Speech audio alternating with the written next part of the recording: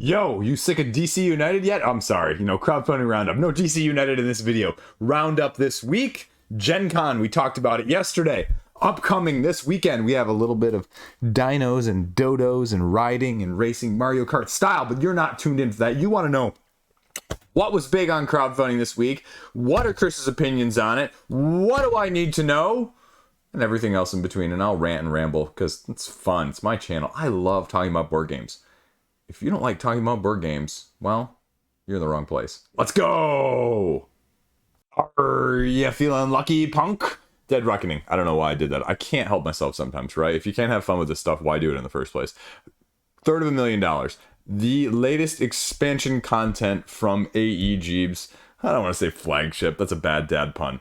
But pirate-based, John Declare, card-laying, pirate-driven, ship-building style of game, where you're taking command of your crew, mitigating, thematically incorporating, traveling the seas, going across the board, and just how it does. So, one of those games where, if this was an hour and a half or less, I would probably really dig it. But it gives me sort of Thunder Quest vibes when I'm just staring at this. And what I mean by that is that I look at this and I go, I have too many expansions, and how much more, if you're looking at this as someone who enjoys this game, is it going to be like saturation wise? And again, new sailor abilities. I love the fact that AEG, frankly speaking, in this page said, okay, here's the new expansion, here's the new content, you can add it, you can mix it, you can match it however you want, new shipboards, new crew, new asymmetric starting abilities. So this looks more like, to me, what their more recent expansion in the lines of Space-Based Genesis was, if you will. I just got that, it's sitting on my counter. I ordered it and got it at retail for less than the cost of the Kickstarter price, even with shipping. Without the Kickstarter shipping. Yeah. Anyway, but it's going this way, folks, right? Not depth-wise. And sometimes you just need that with expansions. The main question, though, is, do you play it enough in the first place? Woodbox. Oh, boy. I just got a retail game that's on the video from yesterday's Gen Con list. And the insert in there is super heavy. A couple of the components, super heavy. And I kind of questioned it as I was pulling it out. I was like, why? And I kind of look at this and I go, same thing, right? That looks great as a pipe dream. I would hate to play with that, to move that, to carry that, to lug that, to move that in any sense.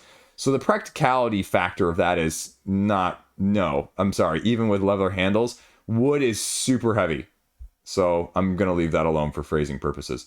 Organizer, again, you know how I feel about organizers and drawers and things along those lines. So that's what they're really offering, though. That's what they're giving you as a whole. Now, $79 for the base game, I think that's actually a pretty decent price. And truth be told, when I just did a little click over review of their previous two campaigns for this, $79 for this is the exact same price that it was during those campaigns. So take that for what you will. And if you're getting a free little, I'm not saying that, booty. Anyway, you can get some extras there as a whole, right? Explore, expand, extract, exterminate. They got the 4X card-driven style of things going on. All four previous expansions. I can't tell you enough about any of these expansions that you need, to know, or that would be the one to get over everything else. This is a game where I go, again, like I said at the beginning, if this played faster, if this was shorter, I would love it. But it gives me that vibe and why I can't get Thunderstone Quest played in the first place, right?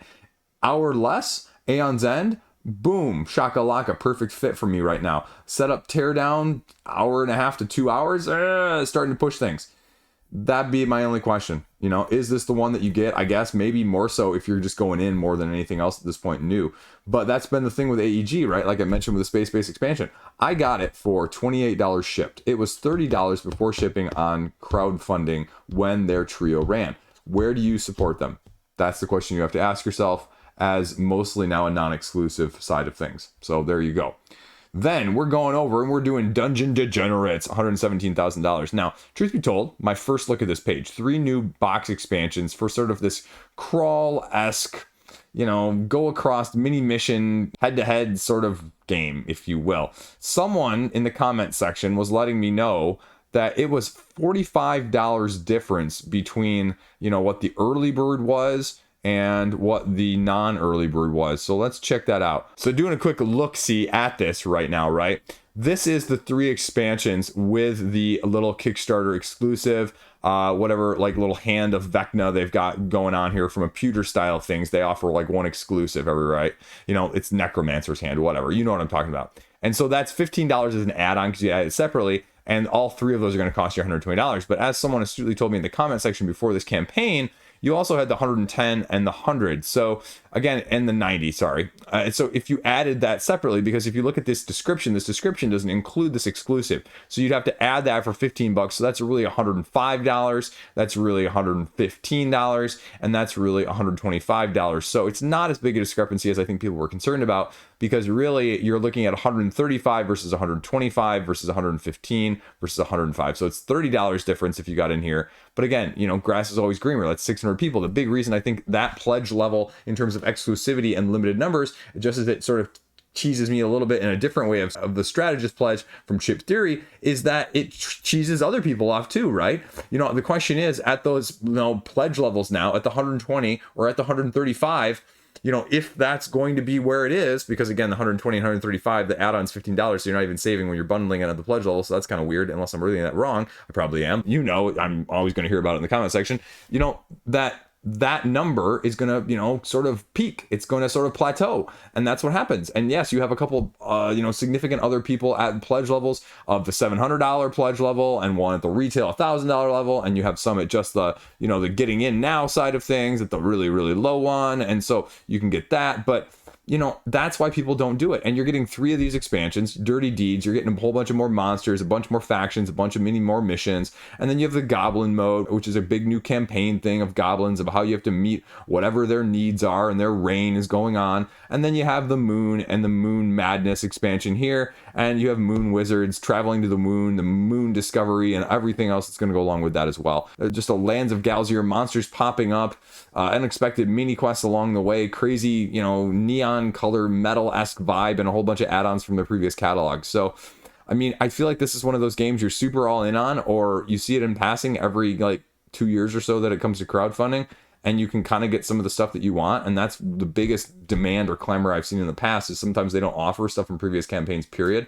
Not necessarily labeling it like Kickstarter exclusive, but just like campaign exclusive. You either get it or you don't. So that's what the thing with the pewter hand of Vecna there, or the Necromancer hand as they call it. So there you go. I mean, Dungeon Degenerates, it's okay thought of, right? It has a backing, it has a core audience, and that's why it gets 6 figures on crowdfunding in day one. So there you go, check it out. Then we're going over to Button Shy, the reprint summer campaign on GameFound. 18 grand, 2 grand of their funding goal as original, and it's just their back catalog. I was looking through this, 3 games, okay, 31, 1 game 11, 2 games 21, 1 game 100. What? Someone just put the long pledge levels in there, folks, right? So that's what you're getting here. A lot of their previous content here. Tussie Mussy, Sprawlopolis, Super Slopes. I'm not familiar with all of these, but I mean, basically you have base game expansion, and just some base games. So choose your, you know, mix if you want. Again, kind of cool. They offer a lot of their stuff repeatedly, and people love these things as small pocket sized games. My biggest criticism on them as a whole is just that sometimes the rules are like just a little bit too sparse for me, and it really requires a little bit of digging and a little bit of online looking, but that's okay too. So what you're doing here as well, you can do Death Valley, again, as a game where your tableau, push your luck style, 1 to 2 players, as all these games are, assigning your cards along to the journey or moving them to the scrapbook, getting points, special abilities, and mitigations along the way. Pizza Pizza Yum Yum. By the way, I just love that title. That's just kind of cool. Cooperative game, 3 rounds, making 2 pizzas with your partner, scoring criteria face down, limited communication. You're going to be in sync in order to do it the best you can, going back and forth. And then Super Slopes, I remember covering this one previously. You're basically just making a downhill course, trying to get through it without running into too many trees and avoiding the Yeti. If you're familiar with that old school PC game, yeah, I played that one. That was cool. So again, Death Valley is the new game here with a new expansion as well. This is more of a second entry into the Death Valley series, they say, standalone or completely compatible with the previous. Again, tableau building, mixing your journey and your scrapbook again, as I said above, and scoring the rows depending on how well you do at the end. Your pizza shop getting some add-ons there. And that's everything that you need to know. What? The Lord of the Rings Confrontation Ultimate? What the deuce is that? So then, Dogs with Jobs, right? Another animal-themed game. Animal-themed games just make money. People just want to throw money at cute named and cute aesthetically featured games. And this is no exception to that. This is drawing, drafting, taking 4 actions on your turn, taking one of the 4 actions or 2 on your turn on a turn-by-turn basis, 8 rounds until somebody wins at the end of the game based on the points that you're scoring. But it's got a little bit of a set collection, action optimization, engine build style of things. Essentially, at the beginning of the game, you start with these job cards, and these job cards are going to have values on them. They're also going to have, well, jobs that you can complete. And so one of the main actions that you're going to be doing is drafting these dogs from a main market, if you will, of 5 that are going to be face up, and you have to spend the job cards with the values on them to, be greater than or equal to the dogs that you're drafting. Those dogs get drafted into a team. You can have 3 of the same type in a team, but you can only have 4 different kinds of dogs, if that makes sense, total in each of your teams. If you have ones that do not match up with jobs or do not match up with where you might need them at the end, though, you're going to lose points. So you have to be very careful. Also, if you take too many job cards, because at the end of every turn, you refill your hand back up to 5 cards. If you end up with job cards in your hand that aren't used, again, you're going to get penalized. Just rinse and repeat as these dogs, as you utilize them, not only are they going to be able to complete jobs in order to score victory points, they're going to be able to action optimize and make each of the 4 actions that are available to you on a turn-by-turn basis just better, right? As I mentioned, what are those 4 actions? Recruiting the dogs from the central market, buying them with the job cards, completing the jobs that are in your hand already based on the colors and the combinations of things that are needed, drawing new job cards up, and then using the dog's special abilities to action manipulate in the first place, right? End game, 8 rounds, that's all you do. You want 2 mini expansions to go along with it? Well, there's gear and there's odd jobs, right? Not James Bond, but odd jobs in terms of just different jobs that are going to give you more stuff in each of the base games. So, there you go. Now, Kickstarter exclusives, what do we got here? Board? Okay. And a field and strategy guide. Okay, I'm gonna, just go with it, right? How to play, a couple preview videos. There you go. $40 gets you everything with the expansion. $25 is the base game.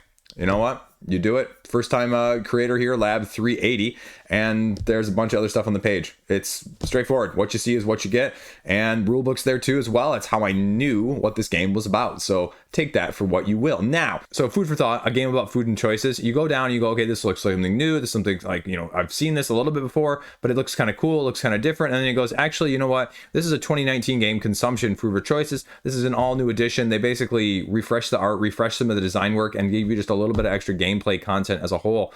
So all of the stuff on this page is from the previous game. So I guess if as a worker placement game with a food basis, thematic incorporation, if you will, it's not going to be terribly different because they're not straying from the formula that was put out previously.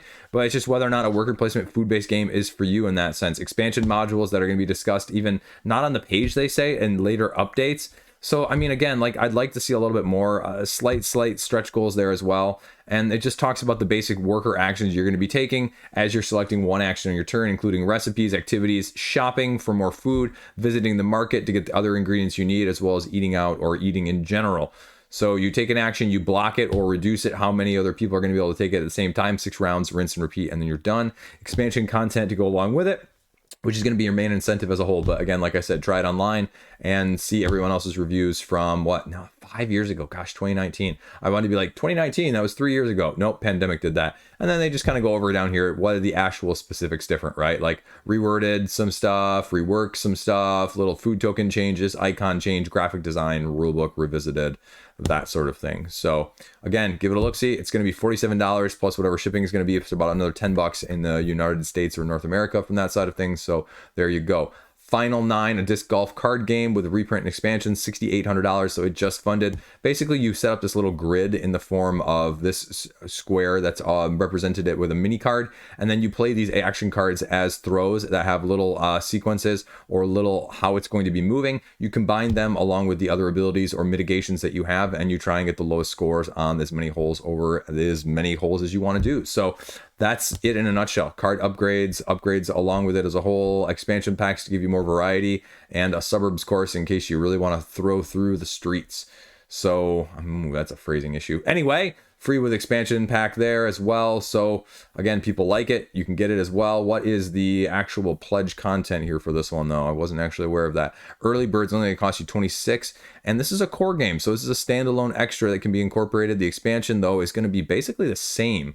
So Final 9 expansion, Final 9 core game. So whichever version you have, you can adapt if you've already got one or you don't have another one. So that's kind of nice, though. And then core game plus the expansion as well. So well, you know, there you go. You can get everything you want and more. Disc golf, I don't know. Again, this has Try Before I Buy written all over it. I like the idea of it, but I'm not really a huge sports game person from the tabletop side of things in the first place. So take that for what you will. Then we're going to go over and do Unscrewed. This one has, again, it has a little bit of Try Before I Buy screwiness with me. And I like to compare this maybe to like Dodos riding Dinos, as we were just talking about, because essentially on your turn, you're doing like 3-4 phased situational step things. And what you're going to be doing is you're going to be drawing up cards, gadgets or gadgets that you're going to have at your disposal. And then you're going to action program and put down 3 cards that are going to be anything from moving your character across the board, doing whatever values or terrain modifications that you can, or even attacking. And so it's going to be a last one standing sort of situation once you've done each of those rounds.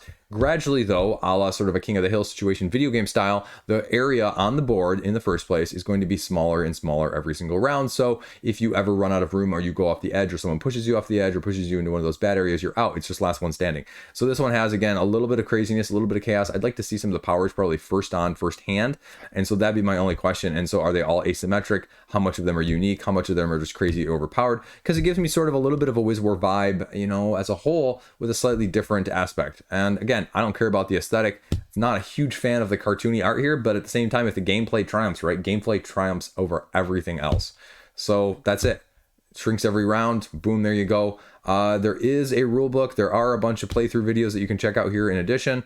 And if you want to upgrade it as well, you can do that for a pricier price point as a whole. So a few stretch goals that are going to be a little bit offered as a small indie company, because they're probably actually stretch goals. So because it's my Mean Hyena's first game that they've ever done. So that's it though. That's it. And that's what you're going to be getting. And the base pledge is just $56. So again, a little bit more expensive than I would have guessed off the cuff. And so we'll see where it goes, but it's pretty much going to be almost funded by the time you guys watch this. So if you're interested, go give it a look-see. Then last up of the new ones this week, Super Show Mucha Lucha Super Lucha. It's a game of dice. You got your asymmetric wrestlers here. You've got your 30 card decks, and you just kind of go and play them back and forth until someone gets their finisher card followed by a finisher roll, and the opponent can't kick out after 3 cards or 3 attempts. So that's what you're getting. That's about the most I can give you on the gameplay side of things. Because that's about all they give you too. And it's just a really big imaging, really big. This is what the cards actually look like on this page. It's a really long page, but again, there's not a ton of like, okay, how am I going to actually combo these? And what is that going to look like from that aspect of things? So I think it's fine. I think you just got to be aware, like, okay, is this going to have some of the things I'm looking for in it or not? I mean, again, like Lucha, big fan of wrestling actually, but kind of a wait and see on this one too.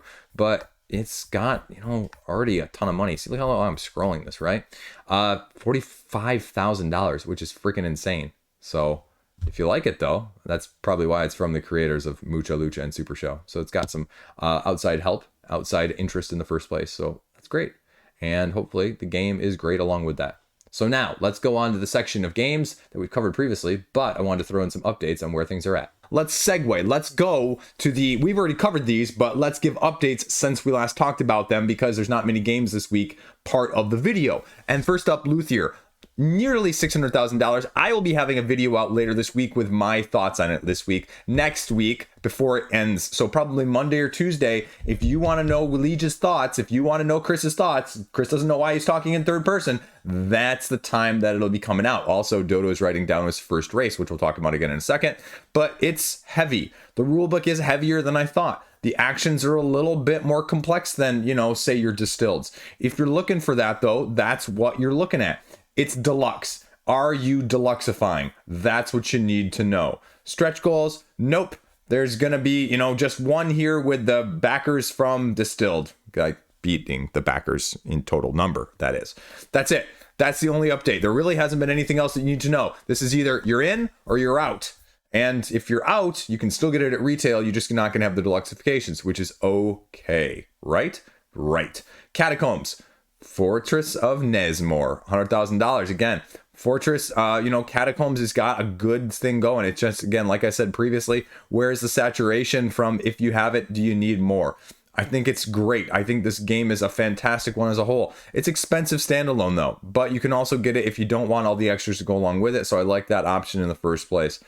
Community stretch goals here. there's just going to be more stuff. Now, I will say, don't be fooled when we click down to here to the community stretch goals portion of things, because there's none on the page right here. Because if you go over to the updates, though, you can actually see that they've done some from that aspect. Alternative rules for Cavern of Soloth. So if you're like me and you have that as well, you can check that out. And then just going back through the other ones really quickly. Creeping Vine Catacomb Lord. I don't know. Sounds cool. Mechanistically, are you going to like it? Don't know. Ironback Hero. Again, Meat Mancer hero concept by a backer. That's kind of cool too. And then the other one here at $70,000, a Time Bomb Catacomb Lord, right? Kind of reminds me of a Time Lord. Anyway, Doctor Who? Okay, next game. Then Kemet, again, Kemet, $686,000. This is a long campaign. It's got 6 days more though, and it was ending next week right alongside of Luthier. Again, this is more content. This is just more content. Are you a fan of the original? If you're a fan of the original, this is more stuff. And again, it's more like Catacombs there, where it's not going to change your opinion on this. This is for people who love this. And we're seeing a lot of that more on crowdfunding right now as a whole, right? If you love it, we're going to produce more of it. Like I said, with Awakened Realms, with Simon, you wonder, and people complain, the squeaky wheels in the comment section of, oh, why is this getting another edition? It's where the money is. People are spending the money. They're going to go back to it. Right? If you are a business, if you are a shop and people buy out all of one product from your store, what are you going to do? Stock the store with other stuff? Or are you going to go out and get more of that stuff that just sold? Video games, right? Why have we seen umpteenth number of Pokemon games? Just putting it out there. It's not because Pokemon is the best and it's the, review bomb be all of everything, right? It's because people buy it ad nauseum. Same thing is true on our side of the hobby. It's just sometimes people don't want to admit that, because then it would mean admitting that your super niche tastes aren't in line with the general public's. Whew, fighting words there for myself. Not you. Never you. It's always me, right? It's Kemet though, right? Returning God. It's expensive. 75 euros. So what have we hit though in terms of stretch goals? Well, we've got a baboon game up added to pledges. Shipping prices reduced though, and that's why we're talking about this, because that's notable. And a paid game up becomes free. So you're going to be actually getting some real benefits here. 10 euro deduction from what it was going to be as an add-on, and then shipping prices reduced, which is really kind of cool. I actually really like this concept. Now, some of you, if you're cynical like I am in the rest of my life, might go, Chris, it was artificially raised to begin with. It's sort of like, Amazon, when the Amazon Prime Day deal goes live, you're like, oh, that Amazon Prime deal is down by 20%. And you realize that the actual price was increased by 10% to begin with, to make that 20% actually look like 20% instead of 10%, because 10% is the normal. You know what I'm saying though, right? So every country, everything by €1. I mean, €1 is €1, folks. Take it for what it is. But I wouldn't mind seeing more of that in the future. And so again, another paid game up becomes free. So you're getting a little extra content for a base pledge, but that also begs the question, if you're going in on this already, you have to be willing to lifestyle this in the triple digit price point in the first place, right? You're paying a bunch of money. You're paying a lot of money for this, and that's fine, but you need to be knowing that, and that's okay. But is this that much to you as a whole? And I know plenty of you are going to say yes. Plenty of you are going to say no, but it's got almost $700,000 for a reason. You don't just get that by not putting out a good product either. Say what you will, whether or not the Luxification, again, theme of this video apparently, is right for you. My own bias aside, right? Jim Henson's. Does anyone think of Muppets when they just think of Jim Henson's? Sorry, Squirrel. Twice in the video at least. Labyrinth, the board game, 40th anniversary edition. I covered it. It's got a bunch of other, Labyrinth style games. I'm not a big fan of that. And that's okay. My own bias aside, like I said, right?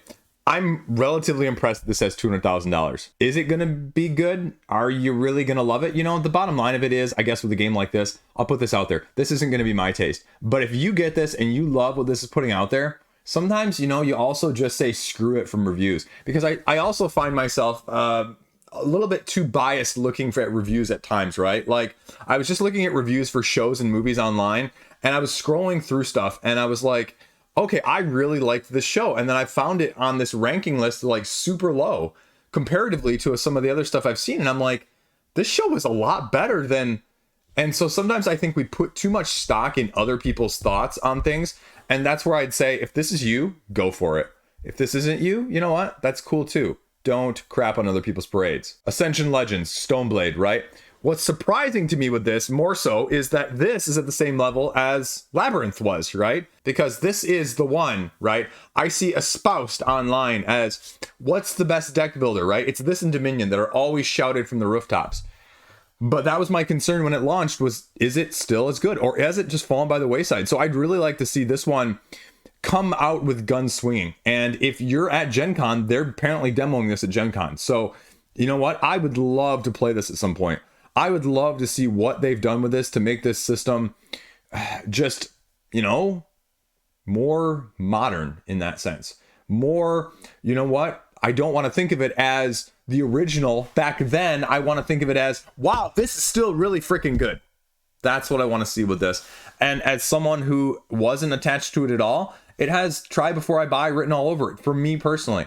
So truth be told, I'm going to be watching this one closely when it gets delivered to say, hey, big fan of deck builders, willing to pay a premium if I have to, if it's that good, but not necessarily willing to pay a premium right now because I have to go put a down payment on my, loan that I just did for CMON. Just kidding. I never pledged more than a base pledge on the campaign. So we'll see if we get the all-in at the time of the pledge manager. Woo! Burgle Brothers, again, $200,000 in the name of the game. This one's at a cheaper price and it's got more backers, as you can see. Again, it's just one of those where it's printing money. So I think you'd be foolish not to go back to it from an IP standpoint, and especially if you've got a property that you think you can improve on, or think you can also not necessarily improve on like this way, but also improve on this way in terms of you can have this one, and this one in your collection.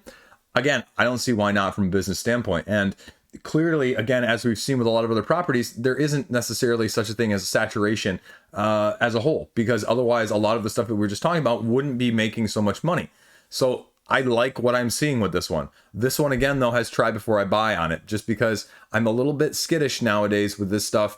Because, again, like I've had a couple of these where I think I'm going to like and actually going to like, what is that overhead? And teaching overhead is my other concern with this. And I think this one might be more streamlined. Fowers Games, I think you're going to get a relatively good price. I think it's a coin flip whether or not it's going to be slightly cheaper at retail. And you're going to get a little bit of extra content here. So if you're one of those, you get a little extra, you support the indie publisher here as opposed to supporting them later down the line. Coin flip for me as a whole. But I think this one is solid. This is probably going to be one of the most underrated games of the year, potentially, if it really achieves everything it's looking out for. And $211,000 is nothing to sneeze at, especially when you're not stretch goaling it at all and you're just putting out the product. So there you go. Jurassic Feud, you know what? I'm going to make this argument that this isn't going to do gangbusters on crowdfunding right in the last 12 days. However, just like the previous one, this is, retail heavy. This is catch your eye at the retail as a non-board game person looking for presents for your kids, pick up around the holidays or just in passing, right? This is the get it on the shelves at Target and it's going to be a smashing success just like the previous one. Because if you've got kids that love dinosaurs like I do, at some point, folks, that wins over no matter what your preference is personally. If you've got kids and play games, you know what I'm talking about, right? Like there's games I want to play with my kids and then there's games my kids will actually love to play. And that's the problem with our hobby is we try and force other people to play the games we want them to play, as opposed to saying, I think you're going to like this game even more so than I do. And so I'm going to preferentially meet your needs to expand the hobby. Just saw a post on Reddit the other day talking about what can you do in that regard. And that's what you can do. And so, you know what, again, not surprised it's, kind of got this, but I think it's going to do more gangbusters at retail. And that'd be the question mark I'd flip the rest of these games is they might get $600,000, on crowdfunding, but what if your retail sales are $100,000 for the rest of the IP? What if you get $100,000 now and you sell $100,000, a year for the next, 10 years on retail? Which would you rather have? I'm making those numbers up, but you know what I'm talking about. Dodos, riding, Dinos, first race. Again, niche, family, Mario Kart, take that. Slightly different, slightly lighter, slightly just, kind of still okay with all of the people. Probably one of the most fun games I've had all year, truth be told, right? If you have never heard a 3-year-old cackle evilly, let me tell you, this game will do it, right? Him dropping a meteor on dad's Dodo on top of the dino. Folks, that's why I play games. I play games to get beaten in a game like this to create family memories. And that's what this one does. My video as well will be coming out either Sunday or Monday on this one, as well as Dodo Dash, the 2.0 or the second sequel standalone that they did previously from Detestable. So I'll make the argument again that there's nothing else like this in your collection. So if you're looking for something, either one of those would be a great fit, depending on how much mechanic you want to add that Dodo Dash rides. And again, it's underachieving. This is not like the type of game that's going to do super, super well on crowdfunding. So this doesn't surprise me. But at the same time, if I told you $50,000 for a kid's game, yeah, $50,000 is still $50,000 more than I've ever raised on crowdfunding. So take that for what you will. Yonder, again, I think this is going to be your dark horse. I think people are really going to like this when they get it, but it's going to be a little bit mean. And so that's probably the turnoff that, again, I'd make the wager that you need to be aware of more than anything else. And as long as you know that, I think it's fine. The asymmetric workers, the asymmetric buildings, the placements, I kind of like it. Losing your workers, getting new workers every round, forcing you to adapt and be more tactical than strategic. That's what you've got going on there. And $100,000 is $100,000. So a little deluxification is the reason you're doing it. And if it's anything like Moon, well, you might want to be looking at it real hard before someone like Shut Up and Sit Down does a review of it again and makes it sold out everywhere. So you know what? You heard it here. Give it a look-see if you like. That's it. That's the roundup this week. Boom. A little bit of new stuff. There was not enough new stuff to, occupy a whole video. I thought I'd throw in some updates there. So hopefully that was kosher with you. And, just trying to keep you abreast of where things are at. So tomorrow's video, as you saw, or if you watched that part, Lord of the Rings Confrontation, the Ultimate Edition over on GameFound later this year. As someone who owns both of the editions currently, tell me more. Or is it going to be like Innovation Ultimate Deluxe, where it's not really if you already own it? I don't know. We'll see. I'm excited, though. That makes me really intrigued. And depending on how I feel, I'm not sure if tomorrow's video will either be a little bit of news, a little bit of upcoming, or if I'll just change it into completely the what do you need to know on crowdfunding coming in August in general. So, which is freaking August already. Holy craps, Batman. Right? Insanity. Insanity. I said that purposely wrong. Insanity. Not insanity. Anyway, I'm done. This video is long enough.